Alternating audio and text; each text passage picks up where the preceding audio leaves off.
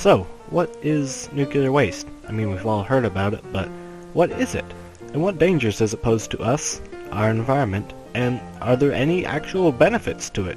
Let's get a little bit more specific about what nuclear waste is. Nuclear waste is defined as radioactive materials created from the process of nuclear power generation.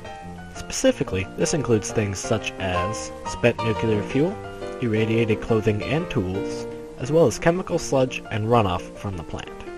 All of these are rather dangerous and must be disposed of properly due to their radioactive nature. So, what dangers does nuclear waste pose to humans? Well, mostly it depends on how much radiation your body absorbed and how long you were exposed.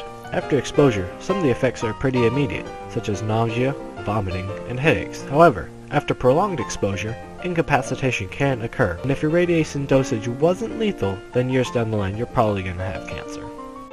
So the stuff is like really bad for you, but how bad is it for our environment? Well, if not properly contained, it can leach into our water supply, which irradiates the water and harms any marine life living within it, which can in turn have a negative impact on the plants and animals which live in and around the water, irradiating them and possibly killing them as well. So, where does this waste go? Well, there are three main types, and all are dealt with accordingly. First, there's low-level waste, which is things such as irradiated clothing and tools. This stuff is first incinerated and then buried underground. Next is intermediate level waste, which is things such as chemical sludge and runoff from the plant. Seeing as the stuff is much more radioactive than low level waste, measures taken here are a bit more extreme. First, it's bottled up and then encased in solid concrete. After that, it is then buried very deep underground so none of the radioactive material or radiation can seep out.